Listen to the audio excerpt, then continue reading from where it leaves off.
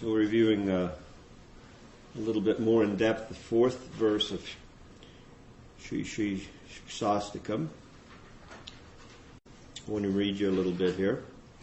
Thus we find the four goals of humanity, Dharma, Artha, Karma, and Moksha, represented in this verse.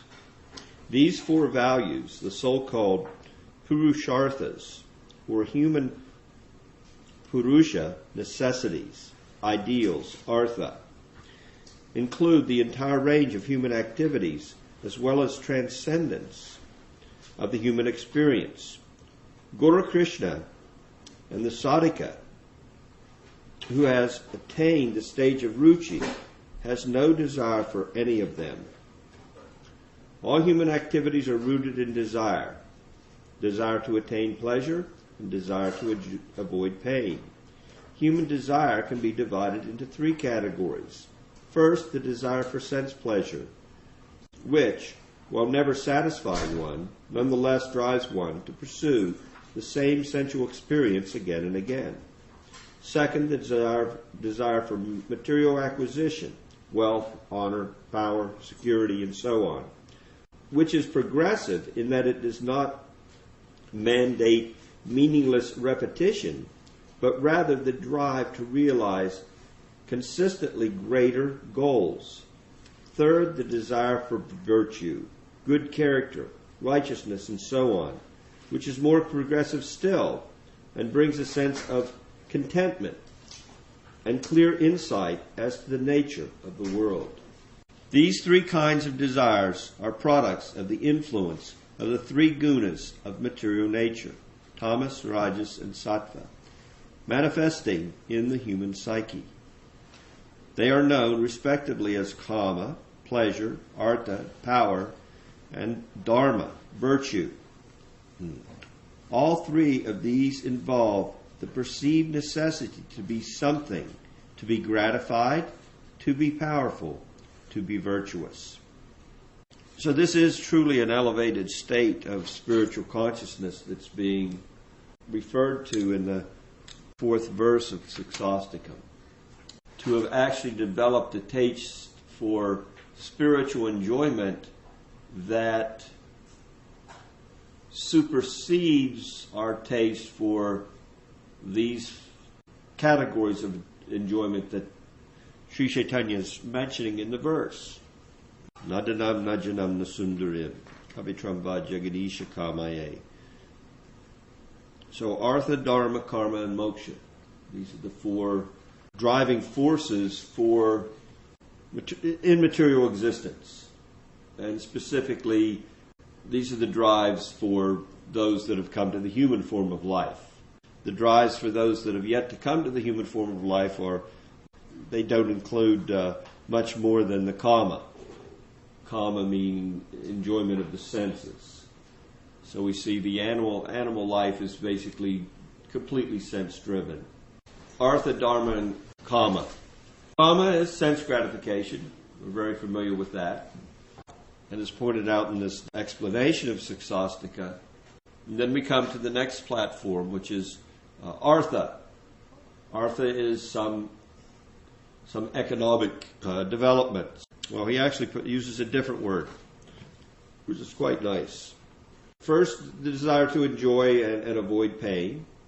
And then material acquisition, wealth, honor, power, security, and so on.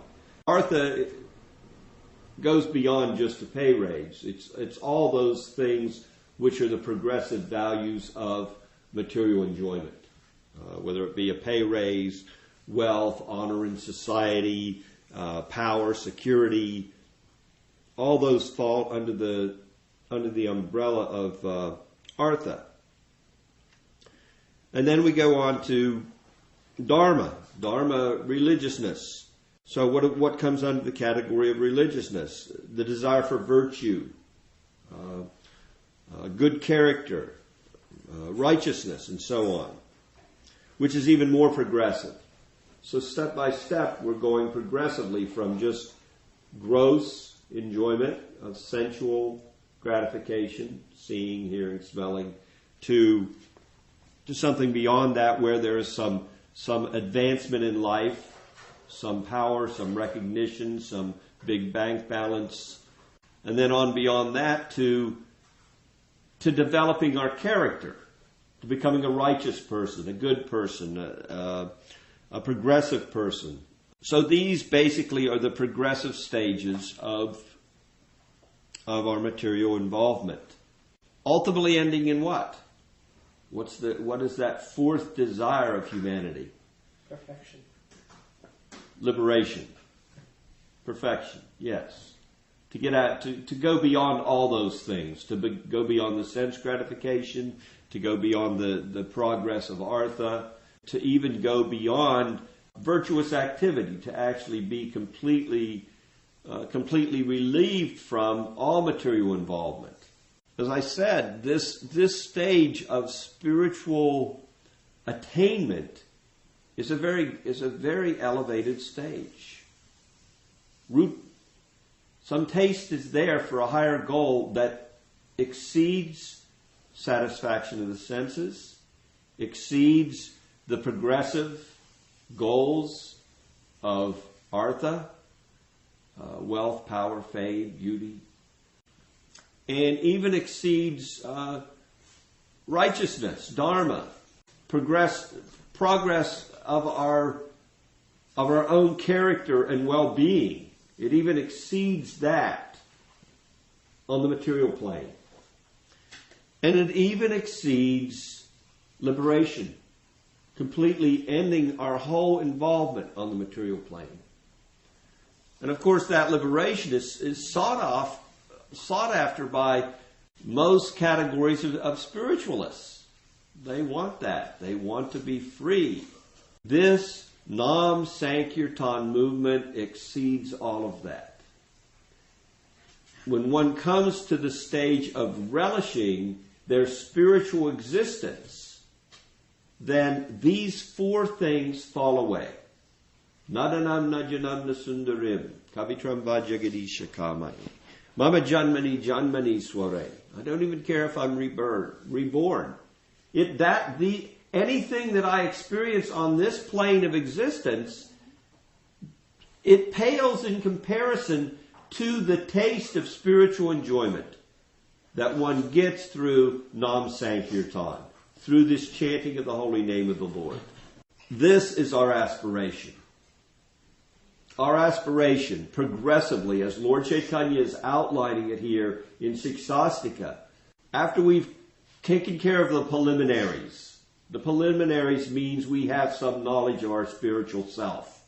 After we have that much knowledge and we decide we want to act on that platform of existence. That's the first stage of spiritual life. Let me act on the spiritual platform.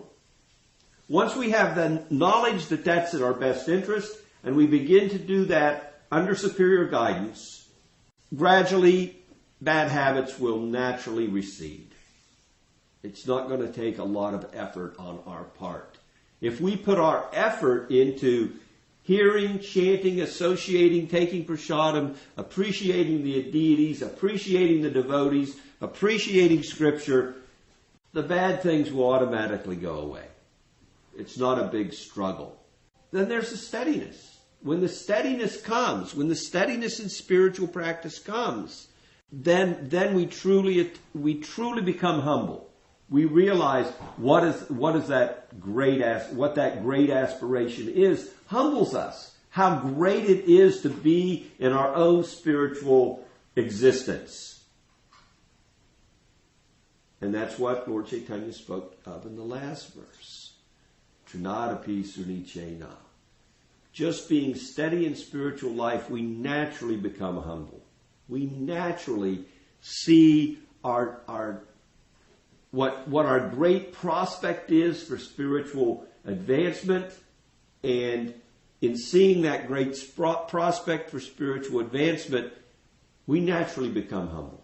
We naturally see ourselves as so much under the control of Krishna's energy.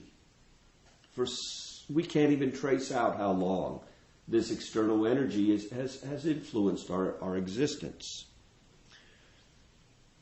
But now Lord Chaitanya's speaking of a higher level than that humility.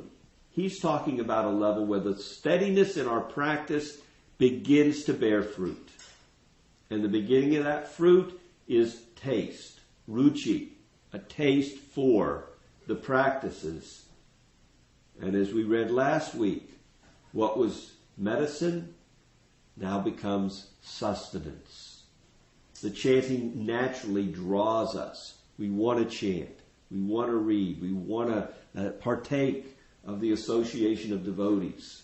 We want to engage in devotional service. We want to do some sacrifice for Krishna's pleasure. And we get some spiritual reciprocation for that. That's perceivable to us.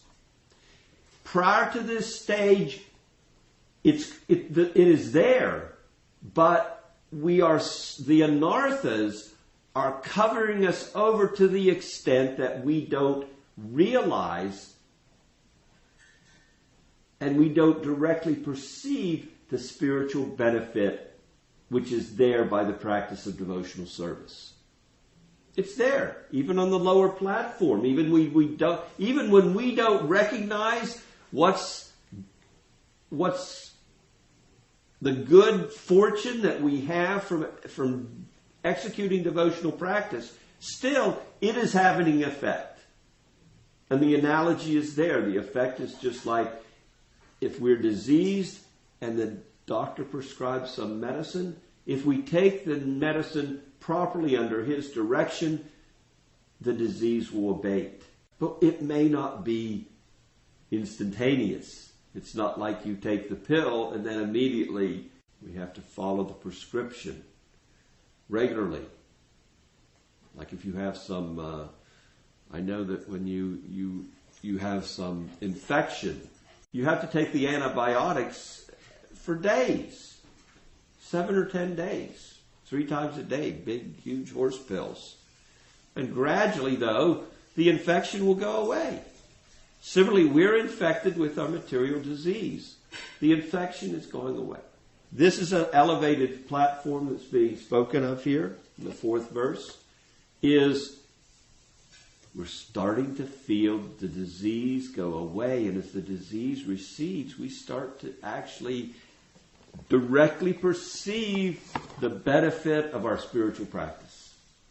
And that direct perception of our true spiritual self it draws us on.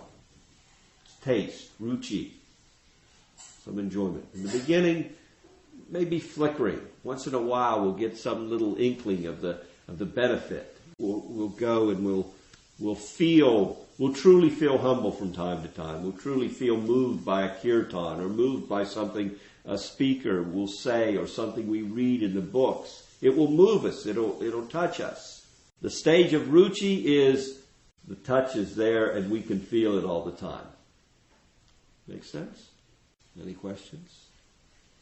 It seems that sometimes it's easier to give up some enjoyment in this material world than be really genuinely humble. Just like some gross sense gratification, intoxication or whatever the basic principles which we try to follow.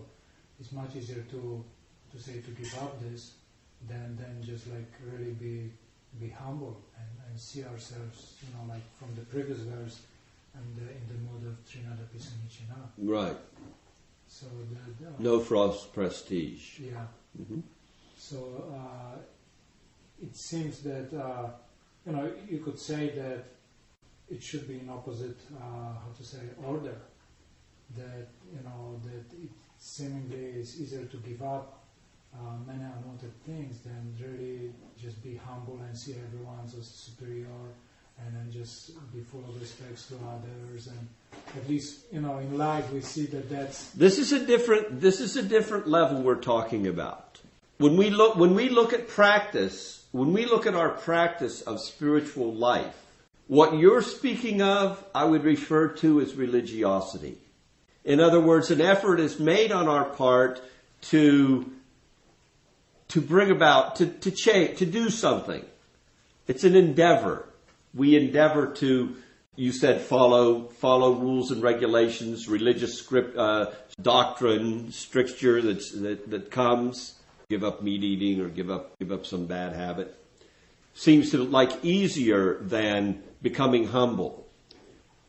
In Siksastakam, when we reach the third verse, Sri Caitanya Mahaprabhu is talking about a true change of heart that comes about naturally once we reach the state of steadiness, nista.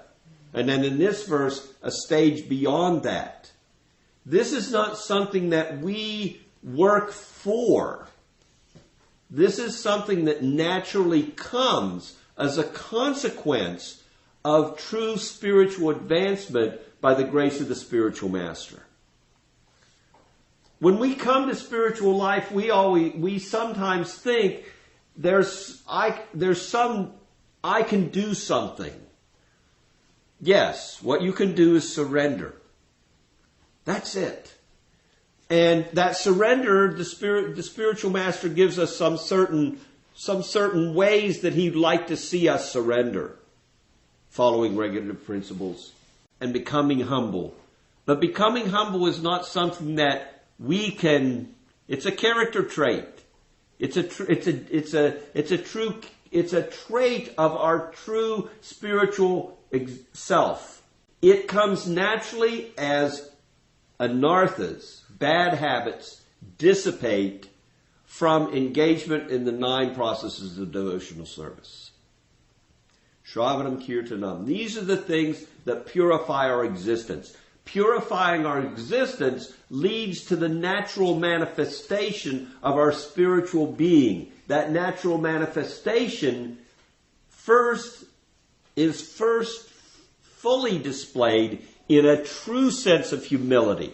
Our spiritual self comes out.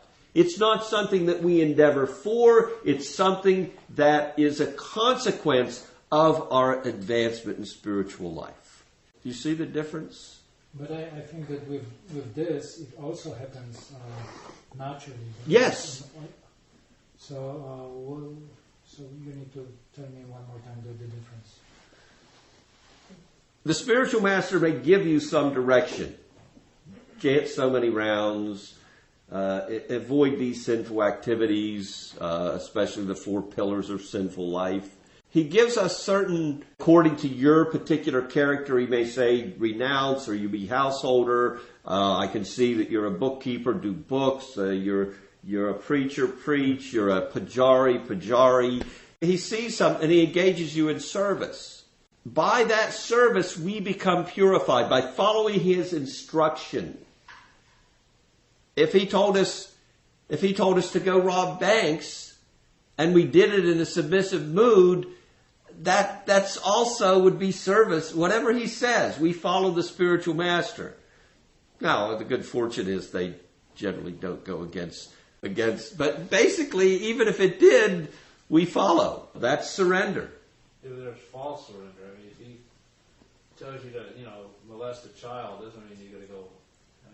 Well, that's not a spiritual master, Prabhu. That's where it's like somebody go rob a bank and you got those warning signs come up and telling you that, this guy's obviously there's something wrong here. Well, right. You're right. There are we certainly see that. Don't follow blindly. There's a difference. Just following blindly. You got to be careful. There is a stage of following blindly, and there's a stage prior to following blindly. Yes, you're right. So there should be time. I think there's time that one has to spend trying to understand this person that you surrender to. You have to put a great deal of time and effort and getting to know this. Like when you get into a marriage, you want to spend some time trying to get to know the person that you're going to marry. Spiritual master is really no different. It's just not a blind thing. You just accept. You've got to put the work. The work has to be put in before you make it. To find a bona fide spiritual master, absolutely. Absolutely. A person's bona fide, but he's compatible with you. Just because a person's bona fide might not necessarily make your relationship compatible. So the relationship you have to find out if this relationship is compatible. And that takes work. Right. And you also, as you pointed out earlier, you also have to do that. You have to make sure that he at least falls within the proper guidelines of Guru Sadhu. In other words, the prior sadhus and the scriptures, it's not like if he gives some, as you pointed out, that to rob a bank or to go and molest a child or do some other crazy stuff. We could see that prior sadhus don't give such instructions, and scripture is directly in opposition to it. But still, the point of surrender is there. The point of surrender is, like Arjuna at the beginning of Bhagavad-gita, he put forth good religious arguments as to why the battle should not be engaged in by him. They were religious objectives, but still surrender entailed that he took the higher objective of following Krishna as the spiritual master. But the point Davir is making, which is so good, is the fact that we have to, when we seek out that person from whom we're going to take spiritual directive and accept as a spiritual master, there has to be a significant testing on our part, both for the fact of Guru, Sadhu, and Sastra, and also from the fact of compatibility to our nature, that we have full faith that he has the ability to personally assist me in my spiritual growth. That's the seeking and finding of a spiritual master. So back to the point. The point is that I'm trying to make is these natural characteristics of one's spiritual character will manifest as spiritual advancement as we make spiritual advancement. We don't have to endeavor to become humble. It'll be a natural consequence of understanding our true spiritual position and what's out there for our attainment in the spiritual realm. I understand that. My perception is that when you follow the process, that is much, when you start from, just coming first time and gradually getting introduced to Krishna consciousness and engage yourself, that is much easier to give up all those, bad, activities than really be humble. And from this perspective, I'm just saying that, to being humble actually is before this stage which we are discussing right now about giving up. And that's why I'm saying that it seems. But this is complete. This is absolute. This fourth verse is speaking of absolute cessation of everything that has kept us on the material plane. Absolute. This is not some, let me give up something. Let me go to the woods and renounce. Let me leave my family and just study scripture and take the renounced order of life. Let me no longer desire, to have elevation to in any way, in any way whatsoever. These are, as I said, these are very high spiritual qualities of renunciation, far exceeding what we see in the material world as as renouncing. There's no desire. Just like if we read Srila Rupa Goswami's instructions in the Upadeshamrita, Nectar of Instruction, regarding what is an Uttama Adhikari, the topmost level of devotee, one of the characteristics that he mentions is they're devoid of the propensity to criticize others. It's not that I can't criticize anybody. I can't even think wrongly of anybody. It's gone. The propensity to even do it has left their heart. That anartha has completely dissipated. That's what Sri Caitanya is speaking of in this fourth verse. I have no desire to accumulate wealth, or for followers, or for women, or for liberation. I have no desire. It's higher than just saying I can't desire. They're gone. Yes, ma'am. Yeah, I was just, something came into my mind concerning this topic.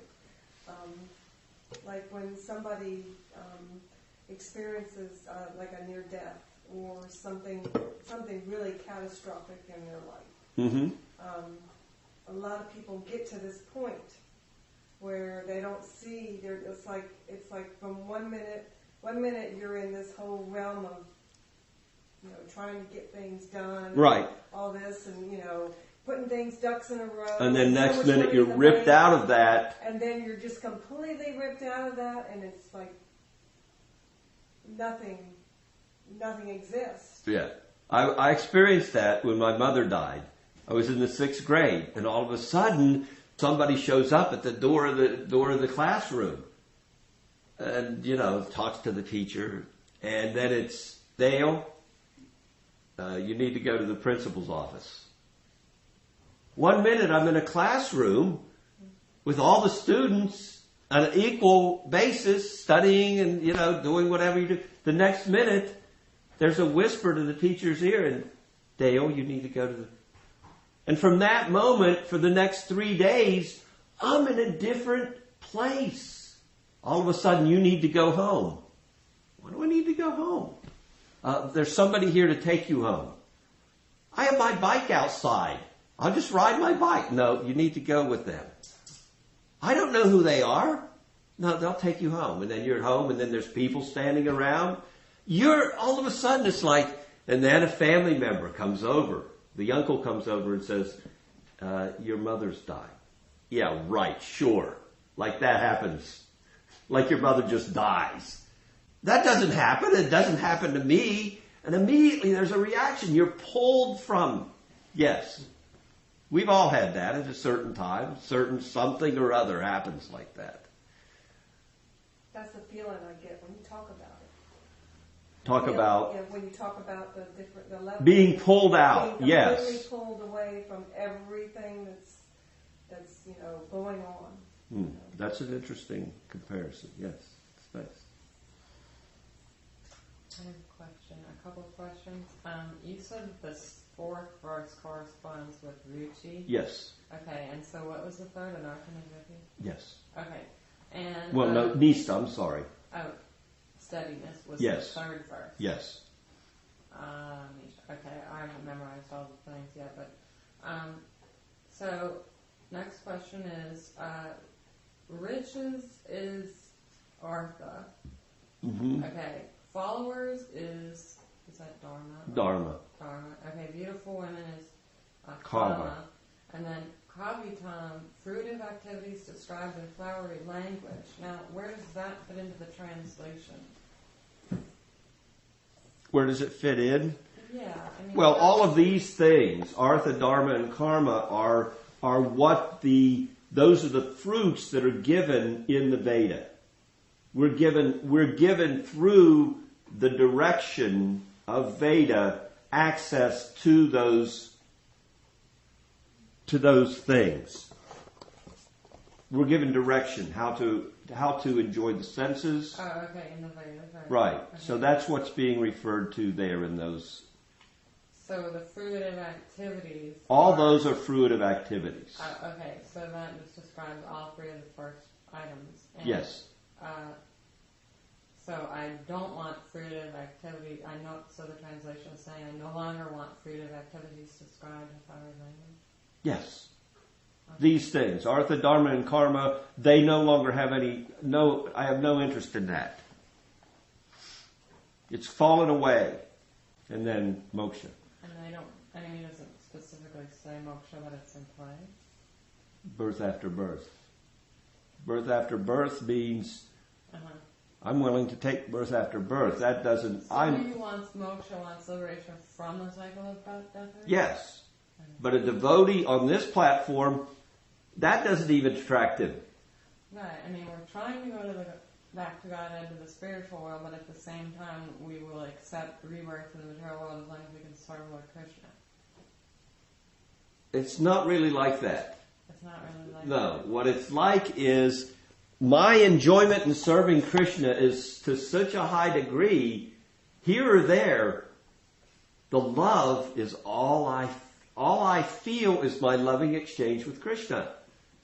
Here or there is inconsequential, whether I'm in this body or not.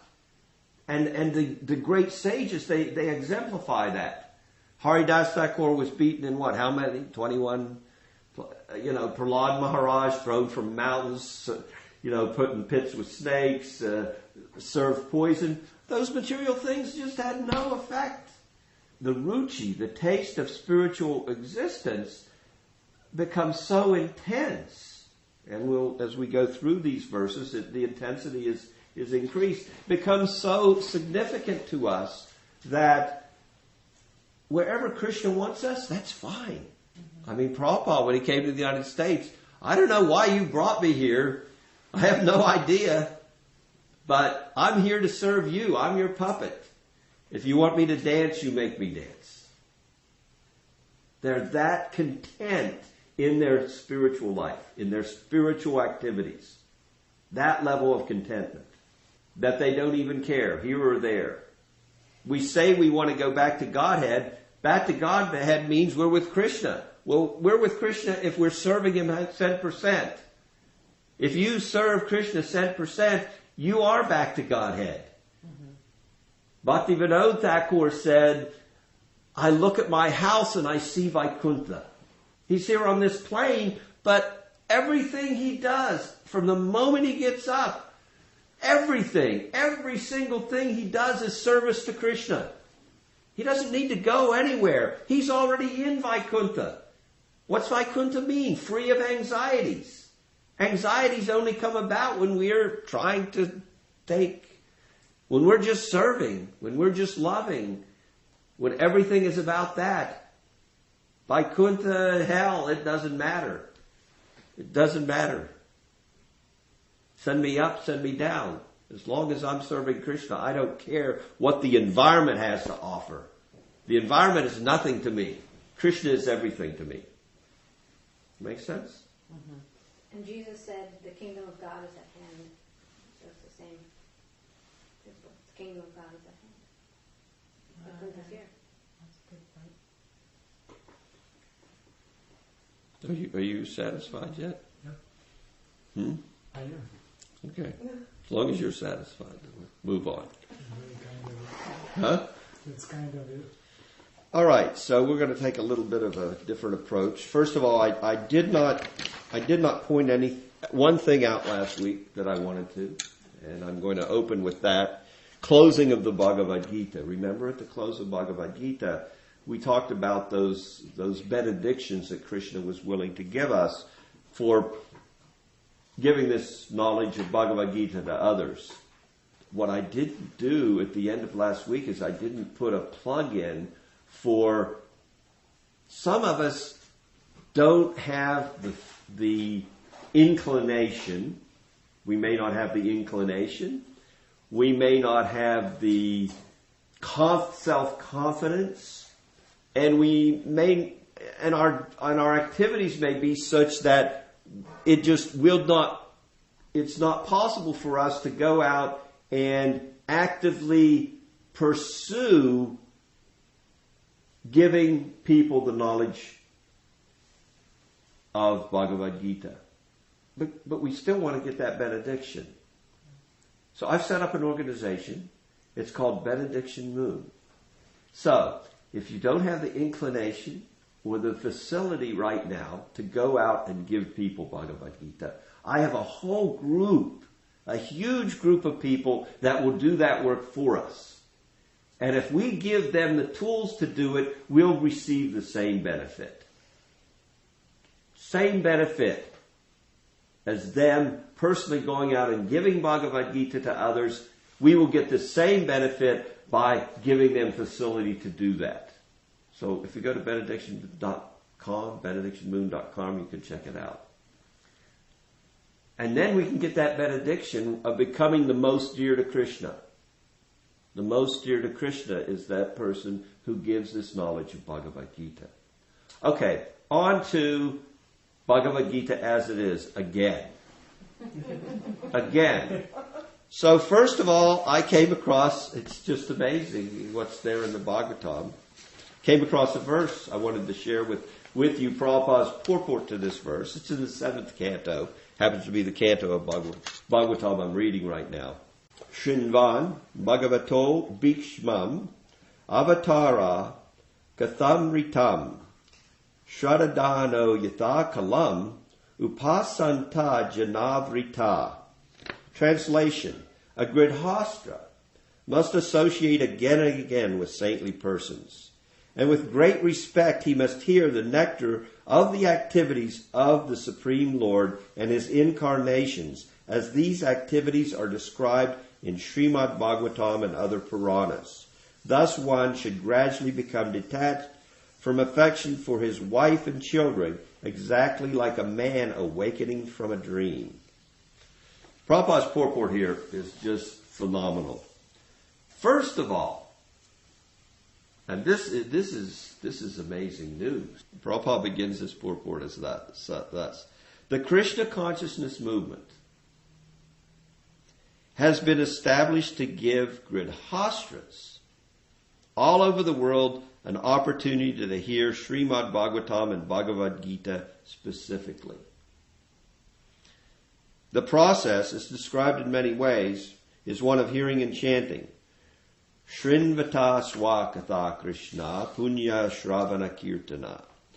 Everyone, especially the Gridhastras, who are Muda-di, ignorant about the goal of life, should be given opportunities to hear about Krishna.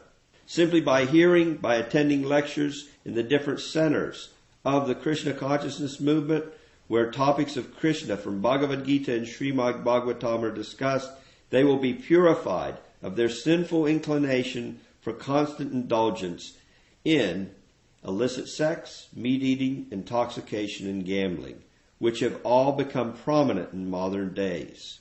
So we can see it's a natural consequence of just hearing. And what I wanted to read to you is specifically in regards, it's the next paragraph of this purport, specifically in regards to this hearing of Bhagavad-gita, because Prabhupada talks directly about it. So I'll read this paragraph. Another specific description here is Shrinvan Bhagavato Bhikshnam Avatara Kathamritam. It is not that because one has once finished Bhagavad-gita, he should not hear it again. The word abhikshnam is very important. We should hear again and again. There is no question of stopping. Even if one has read these topics many times, he should go on hearing again and again, because Bhagavat Katha, the words spoken by Krishna and spoken by Krishna's devotees about Krishna, are amrita, nectar. The more one drinks this amritam, the more he advances in his eternal life. A little bit of a justification for our diving again into Bhagavad-gita. Generally, when I begin Bhagavad-gita, I just go to the first chapter and start. But this time we're going to start by analyzing the introduction of Bhagavad-gita as presented by A.C. Bhaktivedanta Swami. This is going to take us a few weeks. But I encourage all of you to first and foremost this time around follow the process that we've discussed. Read daily of what we're going to study the next week. It shouldn't take you 10 or 15 minutes a day. Read the verses. We generally cover 10 verses. Read those verses once we get up to verses. Now you'll see we're going through the introduction. Read a few pages of the introduction. Read a page, 10 or 15 minutes a day, and go on. We should cover that much next time we come to meet here. I think the introduction is close to 40. I encourage you to do that this time around. Actually, take time to read Bhagavad-gita, Bhagavad-gita daily. And specifically, if we do that, when you come and when we discuss Bhagavad-gita, I think you'll find the classes to be a lot more interesting. We'll begin with Prabhupada's preface. And if I'll just go over quickly the main points of the preface.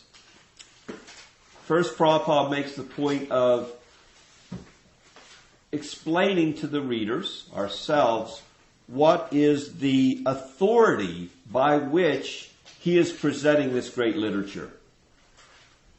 He's not just any author. He's coming with some authority. His authority is the Guru Parampara. And therefore, this edition of Bhagavad Gita that you have in hand and you are now reading is not like just another translation of the text into the English language. And because it is coming in pure disciplic succession,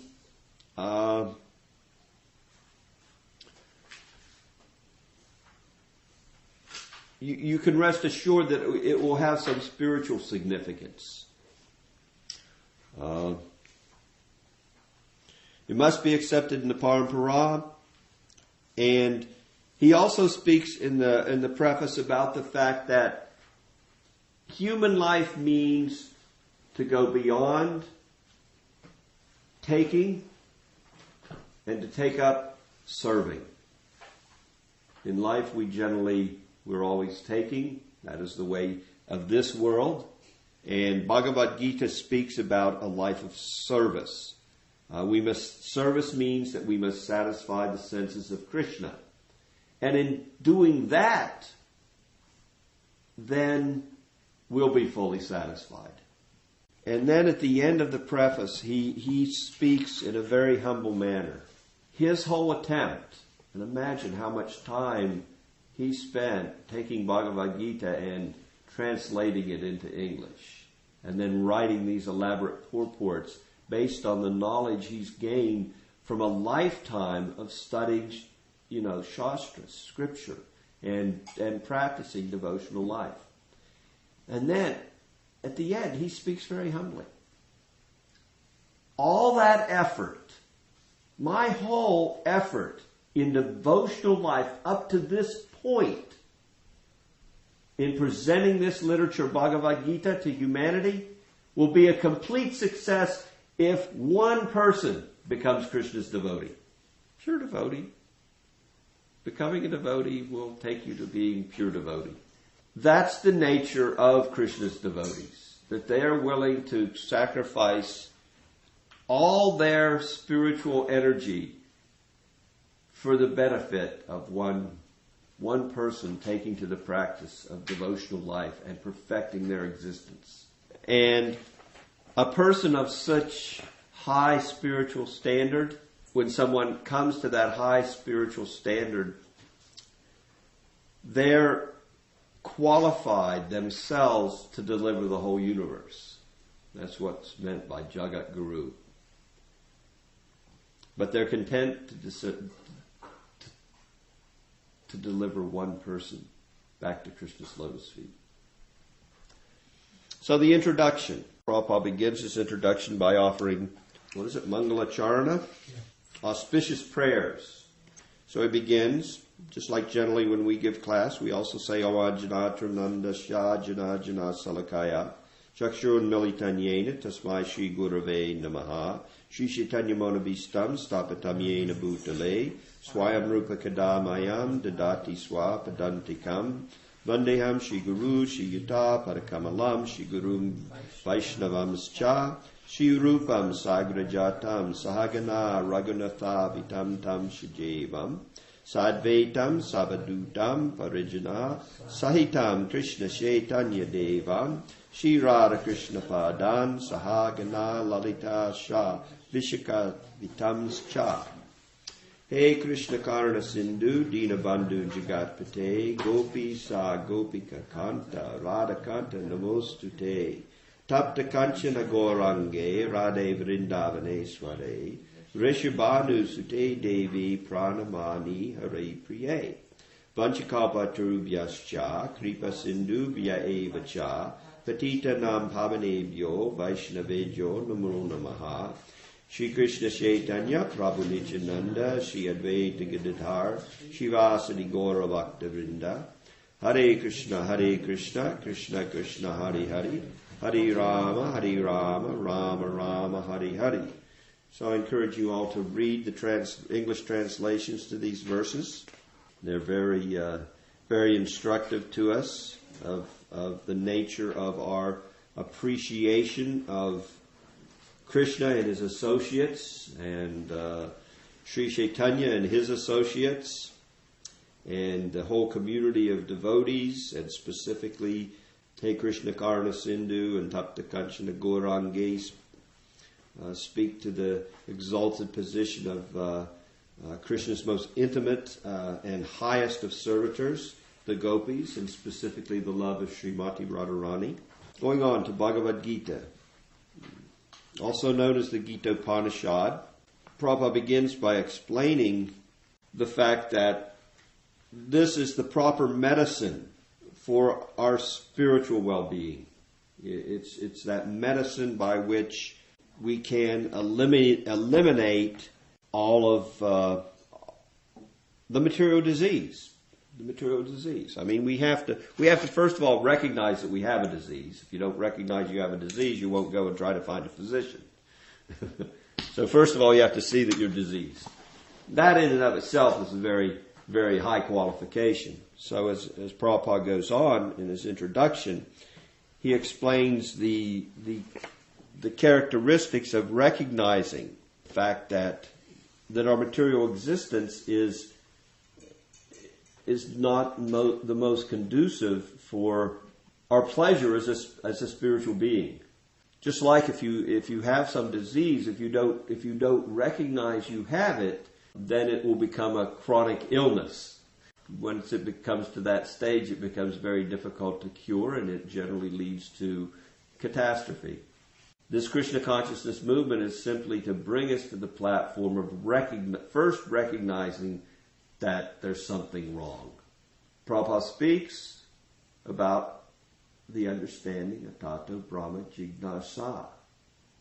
That when you come to that stage of inquiring as to your true spiritual being, Tato Brahma Jignasa, that's when human life begins. Prior to that, there's not a lot of difference between the existence of those in the human form and the lower species of life. Human form may have higher intelligence and more ability, but I mean, Bhagavat speaks to the fact that I forget the verses. They're very nice, but something like that. Don't the animals in the forest also lay down? Aren't they also comfortable? Don't they also, engage in their loving affairs with their mates? Don't they also eat what's pleasing to their tongues? So if in human life we simply do those same activities, sleep comfortably, eat things that we enjoy, mate, defend ourselves from aggressors, if we simply live our existence like that, that's already there in the animal form. So what's the difference between our existence and that of the animal? Unless we come to a higher standard.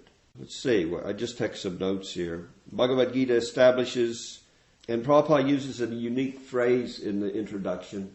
Krishna, in speaking to Arjuna, establishes a new parampara. In other words, the knowledge of the Gita had actually been broken.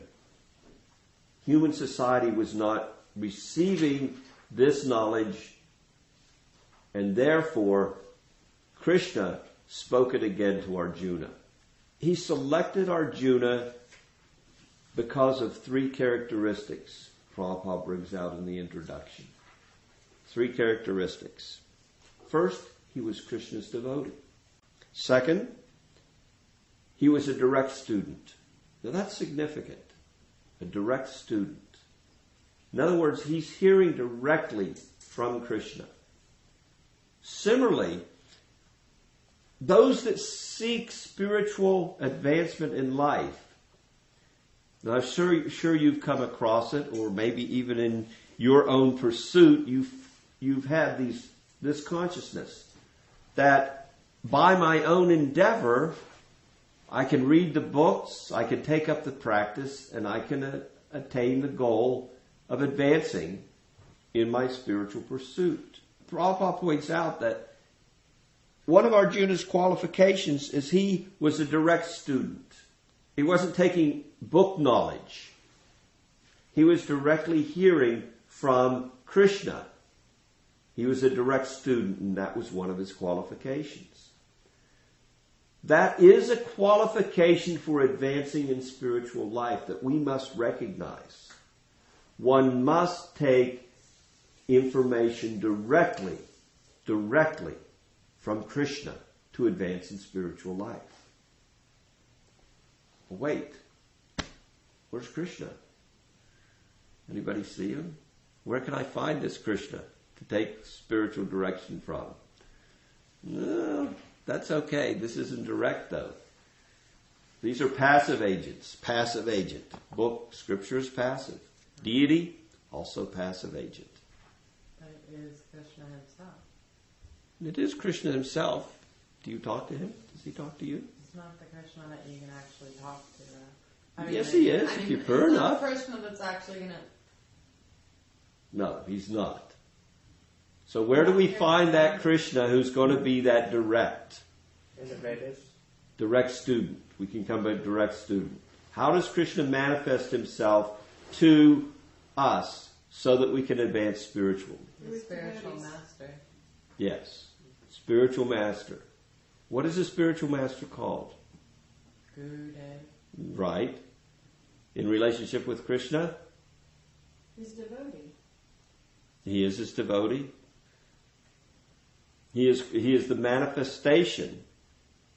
Of Krishna. He is the external manifestation of Krishna. Yes. That's how we accept the spiritual master. As good as God. The supreme personality of servitor Godhead. That makes sense? He's the perfect servitor of Krishna.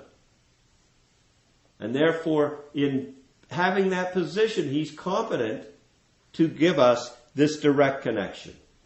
Third qualification Arjuna had to take this knowledge, to become that reciprocant, an intimate friendship with Krishna. And Prabhupada speaks in the introduction about the fact that all students need to have these qualifications. We need to be devotees. We need a bona fide spiritual master. And if Krishna is not around and you can't talk to him face to face, then find his representative, because he can talk to you face to face, direct. That's Guru. And to be in friendship with Krishna. Not to be an antagonist. Does that make sense? We can't come we have to not only be Krishna's devotee, but we also need to develop our loving relationship with Krishna in order to fully take on this knowledge. Prabhupada goes on from there to explain that relationship with Krishna. He does that at the top of the 5th page. He explains that we all have a relationship with Krishna in one of 5 primary relationships. One is a devotee passively, one is a devotee actively, one is a friend, one is as a parent, and one is a conjugal lover.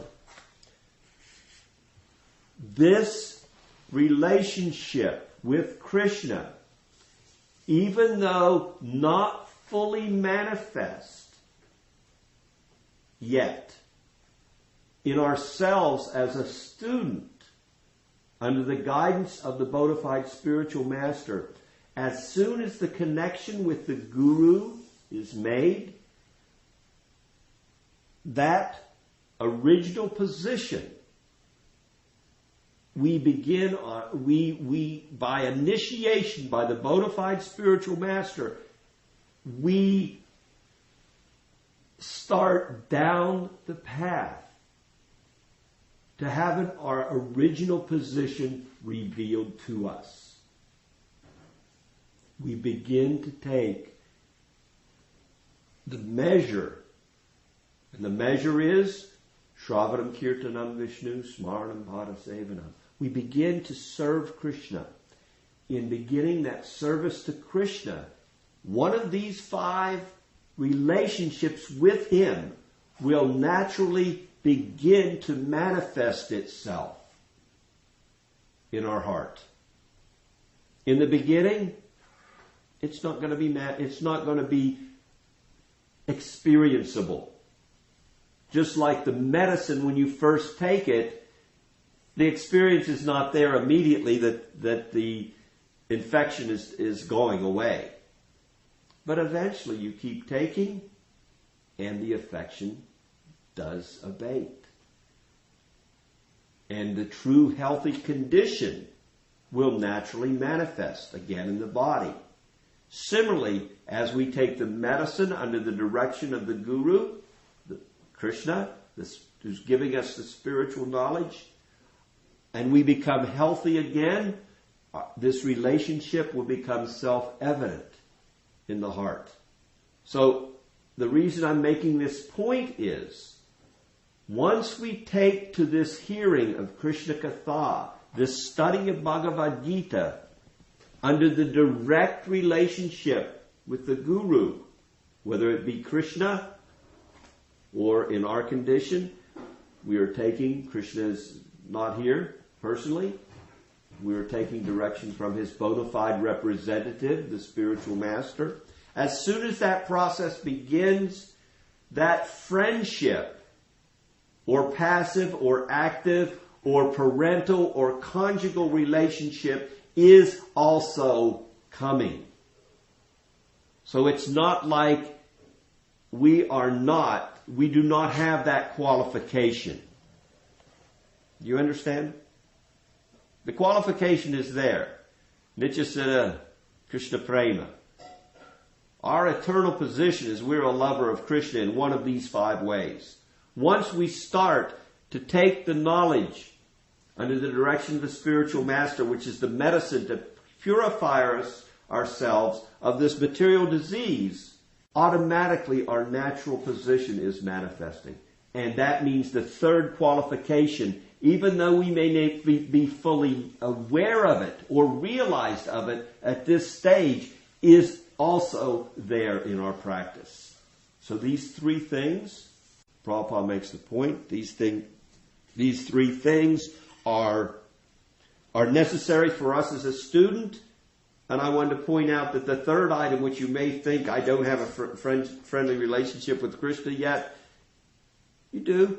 You have a relationship with Krishna in one of 5 primary rasas. You have it. It just hasn't yet manifest, but it's there. Does that make sense? Any questions? I have a question. I think we've talked about this before. In different lifetimes, do we always have that same particular rasa, or Yes. does it change from body to body? No. It's eternal. Mm-hmm. And I've really never understood how to be, what it means that one can be a devotee in a passive state. I know we've talked about that. I just don't. Neither have I. Neutrality, that's a good thing that you don't understand that. You have to understand that we're coming in the line of, we're all Rupanugas.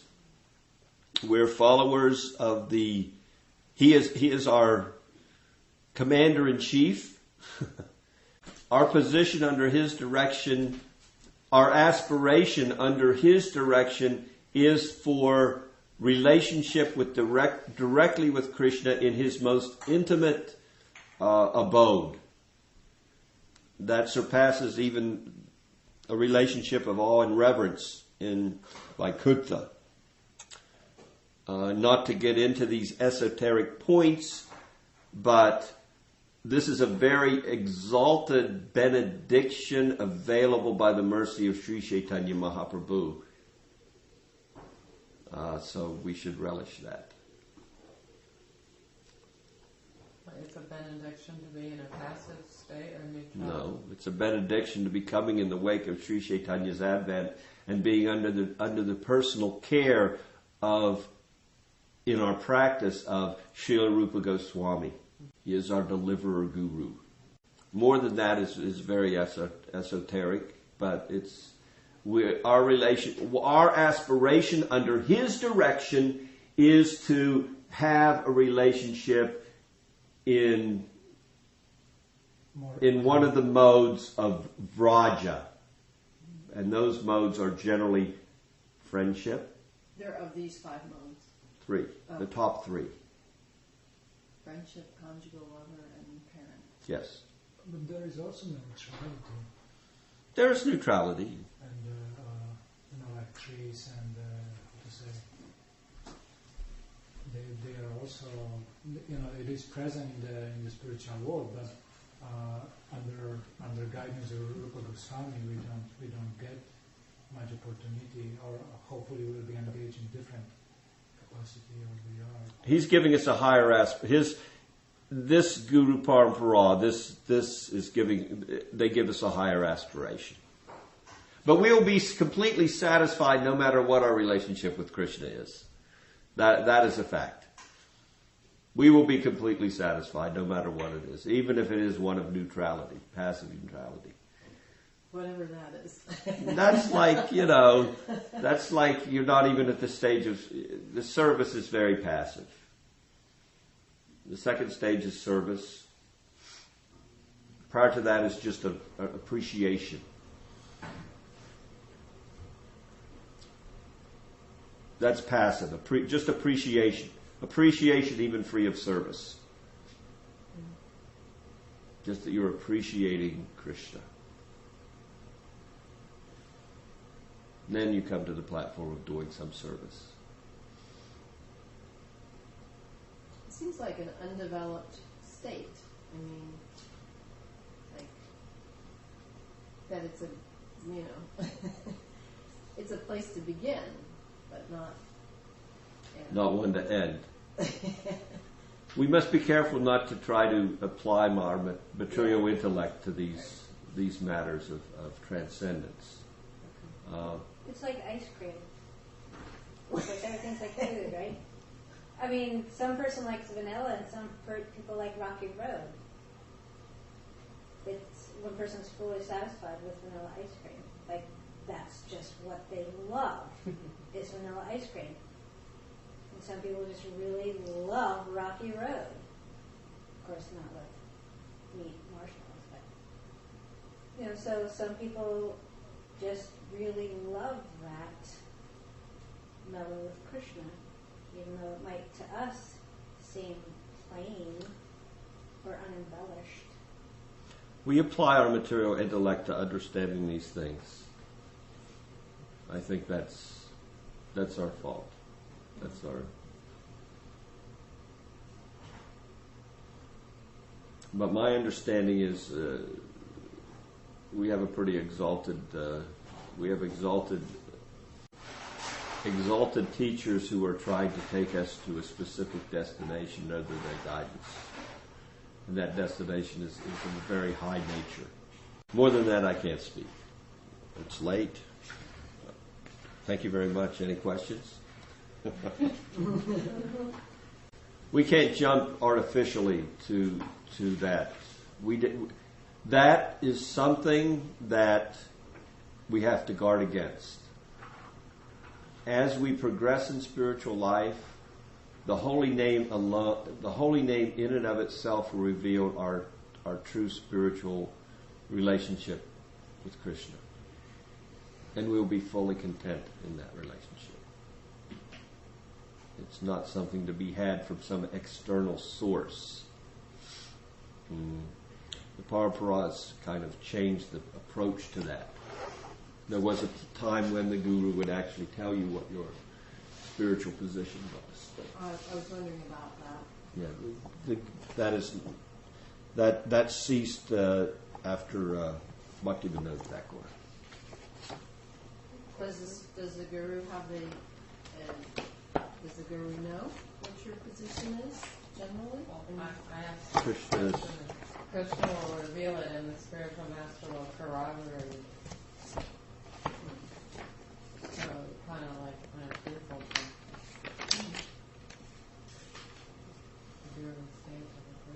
Yes, ma'am. Yeah, I was looking at number 4 as a parent. Mm-hmm. Does that mean that the person is the parent, or Krishna is the parent? No, the service to Krishna is serving Krishna as his parent. As his parent. Like Nanda Maharaj, Mother Yasoda, the elder Gopas and Gopis in Vrindavan are all serving Krishna in that capacity, in that mellow, that relationship. Looking out for him, caring for him, correcting him, making sure he grows up to be a good boy.